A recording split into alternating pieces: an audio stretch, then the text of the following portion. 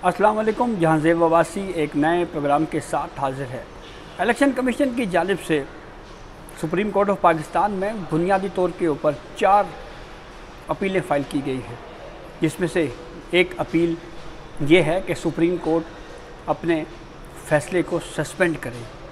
और सबसे पहले जो हमने इस मामले के ऊपर एक ओपिनियन मांगा है, राय मांगी है, उसके ऊपर डिसीजन किया जाए। फिर उसके बाद सुप्रीम कोर्ट में इलेक्शन कमीशन ने एक रिव्यू भी फ़ाइल किया है, और वो रिव्यू एडिशनल ग्राउंड्स या इजाफी ग्राउंड्स के साथ है, जो पहले से एक नज़रसानी की दरख्वास्त इलेक्शन कमीशन ने सुप्रीम कोर्ट में दायर की है उसी मामले को लेकर। और फिर एक दरख्वास्त इलेक्शन कमीशन की जानिब से ये भी दायर की गई है कि जो 14 सितंबर को सुप्रीम कोर्ट ने जो वजाहत की थी, उस वजाहत के ऊपर इलेक्शन कमीशन के एतराज़ात क्या हैं। एट्रीब्यूट किया गया था इलेक्शन कमीशन के ऊपर कि आप इसके डिले टैक्टिक्स के या जो डिले हुआ है आप इसके ज़िम्मेदार हैं, और उसका जवाब भी इलेक्शन कमीशन ने अपने इस अपील में दिया है। तो तफसीलात में जाते हैं, आपको डिटेल से बताते हैं। तफसीलात में जाने से पहले एक आपसे रिक्वेस्ट है कि चैनल सब्सक्राइब कर लें ताकि नई आने वाली वीडियो या अपडेट आपको बर वक्त मिल सके। सबसे पहले तो आपको बताएं कि सुप्रीम कोर्ट की जानिब से आर्टिकल 63A नज़रसानी अपीलों के ऊपर जो समाअत हो रही है 30 सितंबर को, उसकी काजलिस जारी कर दी गई है। 11:30 बजे पीर के दिन चीफ जस्टिस काजी फ़ाइज़ ईसा की सरबराही में 5 रुकनी बेंच समाअत करेगा। इस बेंच में जस्टिस मुनीब अख्तर हैं, जस्टिस अमीनुद्दीन खान हैं, जस्टिस जमाल खान बंदोखेल हैं, जस्टिस मज़हर अल्लाह मियाँ खेल हैं। जस्टिस मुनीब अख्तर जो कि इस वक्त कमेटी के ऊपर एतराज़ात कर रहे हैं, जस्टिस मंजूर अली शाह की जानिब से जस्टिस मुनीब को कमेटी से आउट करने के मामले के ऊपर एक ख़त भी सामने आया, जिसके जवाब में चीफ जस्टिस काजी फ़ाइज़ ईसा ने एक ख़त लिखा और उसमें 11 वजूहात भी बताई हैं। तो मेन टॉपिक के ऊपर चलते हैं। इलेक्शन कमीशन ने जो 14 सितंबर की वजाहत को चैलेंज किया है, उसमें ये कहा है कि अदालती फ़ैसले पर ताख़ीर का ज़िम्मेदार इलेक्शन कमीशन नहीं है। 12 जुलाई के फ़ैसले की वजाहत के लिए इलेक्शन कमीशन ने 25 जुलाई को सुप्रीम कोर्ट से रुजू कर दिया था, और 25 जुलाई को जो वजाहत के लिए इलेक्शन कमीशन का रुजू करने की जो दरख्वास्त थी, उसके ऊपर सुप्रीम कोर्ट ऑफ पाकिस्तान ने 14 सितंबर को ऑर्डर जारी किया है। और तहरीक इंसाफ की दस्तावेज़ात पर अदालत ने इलेक्शन कमीशन को नोटिस तक जारी नहीं किया। यानी इलेक्शन कमीशन ये कह रहा है कि आपने जो एक्सप्लेनेशन दी है वो वन साइडेड दी है, वो सिर्फ पीटीआई की जानिब से जो कोई डॉक्यूमेंट्स आपके सामने रखे गए, आपने उसकी बुनियाद के ऊपर फ़ैसला कर दिया। और अदालत ने तहरीक इंसाफ दस्तावेज़ात पर ना ही इलेक्शन कमीशन को नोटिस जारी किया और ना ही इलेक्शन कमीशन से जवाब मांगा गया। इलेक्शन कमीशन वजाहत की दरख्वास्त के बाद पार्लियामेंट की ये जो कानून साजी है ये सामने आई है, और सुप्रीम कोर्ट अपने 14 सितंबर की वजाहत के ऊपर नज़रसानी करे। दूसरी दरख्वास्त जो मखसूस नशिस्तों के हवाले से तफसीली फ़ैसला है, उसके ख़िलाफ़ एडिशनल गुजारिशात या एडिशनल ग्राउंड्स रिव्यू के इलेक्शन कमीशन ने फ़ाइल किए हैं, जिसमें ये कहा गया है कि सुप्रीम कोर्ट ने अपना जो फ़ैसला है ये मफरूज़ों पर मुश्तमिल दिया है। इस जो एडिशनल ग्राउंड्स हैं इलेक्शन कमीशन में, उसमें उन्होंने कहा है कि सुप्रीम कोर्ट तशरीह की आड़ में आइन को दोबारा नहीं लिख सकती। अदालत ने तफसीली फ़ैसले में अपना 12 जुलाई के अहकामात से इन्हराफ किया। तफसीली फ़ैसले में अदालत ने 41 अरकान को तहरीक इंसाफ तक महदूद कर दिया। तहरीक इंसाफ के ये फिर उसके बाद जो आज़ाद अरकान हैं, आज़ाद अरकान की सियासी जमात में शमूलियत की मियाद जो है वो 3 दिन की है। यानी इस मामले में बिल्कुल वाज़े तौर के ऊपर है कि कोई भी मेंबर जो है वो 3 दिन में अपनी पॉलिटिकल पार्टी को ज्वाइन कर सकता है। लेकिन सुप्रीम कोर्ट ने अरकान को 15 दिन देकर आइन के अल्फाज को बदल दिया। आज़ाद अरकान ने सुन्नी इत्तेहाद कौंसिल में शमूलियत के बयान हल्फी जमा करवाए। अदालती फ़ैसले में अरकान के बयान हल्फी को भी मुकम्मल तौर के ऊपर नज़रअंदाज कर दिया। बैरिस्टर गौर के सर्टिफिकेट्स दुरुस्त मान भी लिए जाएँ तो भी पीटीआई के अरकान की तादाद 39 नहीं बनती। उम्मीदवारों की जानिब से सेक्शन 66 यानी जो पॉलिटिकल पार्टी से वाबस्तगी का जो पूरा मेकनिज़म दिया हुआ है, उसके ऊपर बात करते हुए इलेक्शन कमीशन ने ये कहा है कि उम्मीदवारों की जानिब से सेक्शन 66 के तहत पार्टी वाबस्तगी के डिक्लेरेशन जमा नहीं करवाए गए।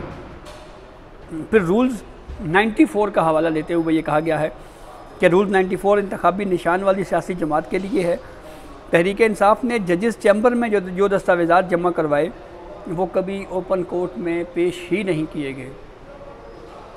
यानी जिन डॉक्यूमेंट्स के ऊपर सुप्रीम कोर्ट ने रिलाई किया वो डॉक्यूमेंट्स पीटीआई ने जजेस चैम्बर में जमा करवाए, लेकिन वो डॉक्यूमेंट्स ओपन कोर्ट में या अदालती कार्रवाई में कभी सामने ही नहीं आए, उसके ऊपर कभी डिस्कशन ही नहीं हुई। और ये एक असूल है वैसे कोर्ट में जब भी कोई डॉक्यूमेंट पेश होता है तो उसके ऊपर जो सेकंड पार्टी होती है उसका कहीं ना कहीं मौक़िफ़ ज़रूर लिया जाता है, उसके ऊपर आर्ग्यूमेंट्स होते हैं। तो यही इलेक्शन कमीशन कह रहा है कि पीटीआई ने जजेस चैम्बर में जो डॉक्यूमेंट जमा करवाए हैं वो कभी ओपन कोर्ट में पेश नहीं किए गए। तहरीक इंसाफ को मखसूस नशिस्तों का रिलीफ नहीं दिया जा सकता। तहरीक इंसाफ ने किसी फोरम पर अपने हक़ का दावा ही नहीं किया और सुप्रीम कोर्ट फुल कोर्ट का फैसला है कि दावा न करने वाली पार्टी या फरीक रिलीफ का हकदार नहीं हो सकता। और फिर इसके बाद इस दरख्वास्त में इलेक्शन कमीशन ने स्टे भी मांगा है और ये कहा है कि आप हम पे जो है ये जो अपीलें दायर की गई हैं सुप्रीम कोर्ट में किस मामले के ऊपर सुप्रीम कोर्ट स्टे दे और पहले हमारा ये जो मौक़िफ़ है पहले इसको सुना जाए। अब ये एक बहुत अहम मामला है। अब इसके ऊपर देखना ये है कि सुप्रीम कोर्ट ऑफ पाकिस्तान जो है वो इसके ऊपर रिव्यू कब लगाती है समाअत के लिए। अच्छा, अब रिव्यू के हवाले से भी बहुत सारी चीज़ें, बहुत सारे ओपिनियन सामने आ रही हैं। वैसे आम तौर के ऊपर तो ये है कि रिव्यू वही बेंच सुनता है जिसने पहले ही वो केस सुना हो और वो बेंच तब्दील नहीं हो सकता। लेकिन अब यहाँ इस केस में जो जिस तरह की थ्योरीज़ या बातें की जा रही हैं कि जी ये बेंच भी जो है वो तब्दील हो सकता है, इसके ऊपर फौरी तौर के ऊपर कमेंट करना बहरहाल कबल इस वक्त होगा। लेकिन ये बात दुरुस्त है कि जो इलेक्शन कमीशन की जानिब से ये मौक़िफ़ इख्तियार करना कि 3 दिन सियासी जमात में शमूलियत के हवाले से अगर दिए हुए हैं तो सुप्रीम कोर्ट अपने फ़ैसले में 15 दिन कैसे कर सकती है। और उस शॉर्ट ऑर्डर जिसमें 15 दिन की बात की गई तफसीली फ़ैसले में, अपने उस शॉर्ट ऑर्डर को भी सुप्रीम कोर्ट ने वापस लेके डिटेल जजमेंट में ये कह दिया है कि बैरिस्टर गौहर जो है वो डिफेक्टो चेयरमैन हैं। यानी डिफेक्टो चेयरमैन को हम ये भी कह सकते हैं कि बस वो चेयरमैन हैं, चाहे उनकी कानूनी हैसियत है या नहीं है। और जब तक इंट्रा पार्टी पीटीआई का इलेक्शन का फ़ैसला नहीं हो पाता उस वक्त तक यही माना जाए कि वो एज आ चेयरमैन ही हैं। तो दूसरे तनाजुर में अगर देखें तो ये भी कमेंट किया जा सकता है कि सुप्रीम कोर्ट ऑफ पाकिस्तान ने अपने इस तफसीली फ़ैसले में जहाँ पे बहुत सारे सेक्शंस को हिट किया, बहुत सारी ऑब्जर्वेशन जनरल इलेक्शन के ऊपर दी, वहीं पे जो पीटीआई इंट्रा पार्टी इलेक्शन है उसके ऊपर भी कमेंट कर दिया है। तो ये वो मामला है बहरहाल जिसके ऊपर कंट्रोवर्सी अभी तक चल रही है। तो देखें रिव्यू कब लगता है या इस वजाहत को कब टेकअप किया जाता है। और उस वक्त तक जब तक ये मामला क्लियर दोबारा नहीं होता उस वक्त तक यूँ लग रहा है कि इस फैसले पे इम्प्लीमेंटेशन नहीं हो रहा। यही वजह इलेक्शन कमीशन ने कहा है कि आप हमें बताएं कि हम पार्लियामेंट के बनाए हुए कानून पे ऊपर को फोकियत दें या सुप्रीम कोर्ट के फ़ैसले को। और साथ इलेक्शन कमीशन ने ये भी वाज़ेह किया है कि पार्लियामेंट का जो बनाया हुआ कानून होता है उसके ऊपर उसको नज़रअंदाज नहीं किया जा सकता। और इस हवाले से मुख्तलिफ अदालती फ़ैसले भी मौजूद हैं। अब वो कानून जिसका इलेक्शन कमीशन हवाला दे रहा है, स्पीकर कौमी असम्बली ने ख़त भी लिखा इलेक्शन कमीशन को कि आप फ़ैसला करते उससे पहले हमारा ये जो कानून है इलेक्शन तरमीमी एक्ट 2024 इसको मद्देनज़र रखें। उस कानून को चैलेंज भी किया गया सदर के दस्तखत होने से पहले। उसके ऊपर भी अभी बातें हो रही हैं कि क्या अभी वो पहले लॉ डिसाइड होगा उसके बाद दीगर चीज़ें चलेंगी। और आम तौर के ऊपर जो जुडिशरी है वो एक्ट ऑफ पार्लियामेंट के ऊपर जो है वो खासा मोहतात रवैया इख्तियार करती है।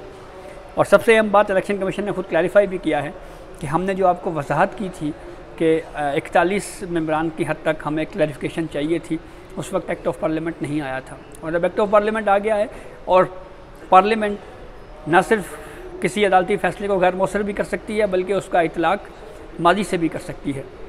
तो देखें अब ये वो फ़ैसला जो अपने स्कोप से बाहर निकल के किया गया और इसके ऊपर सुप्रीम कोर्ट के अपने ही 2 जजेस जस्टिस नईम अख्तर अफ़गान और जस्टिस अमीनुद्दीन ख़ान ने ये कहा कि पीटीआई को जो रिलीफ़ दिया गया है वो रिलीफ़ आइन की बुनियादी जो मुतलका शिके हैं उनको मुअत्तल किए बगैर ये रिलीफ़ नहीं दिया जा सकता था। और इसी के ऊपर एक डेसेंट नोट फिर जस्टिस याहिया अफरीदी का है, जिसमें उन्होंने ये कहा है कि जो कंप्लीट जस्टिस है ये देने के लिए फ़रीक का सामने होना ज़रूरी है, और पीटीआई सुप्रीम कोर्ट के सामने फ़रीक नहीं थी, इसलिए उनके लिए कंप्लीट जस्टिस का जो पावर है आर्टिकल 187(1) उसका इस्तेमाल नहीं किया जा सकता। मुख्तसर इख्तलाफी नोट जस्टिस जमाल खान मंदोखेल और चीफ जस्टिस काजी फ़ायज़ ईसा का, जिसमें उन्होंने ये कहा था कि सुप्रीम कोर्ट का ये काम नहीं है कि वो किसी सियासी जमात के लिए सहूलियतकारी करे। तो ये अब तक की अपडेट थी जिससे हमने आपको आगाह किया। बहुत शुक्रिया।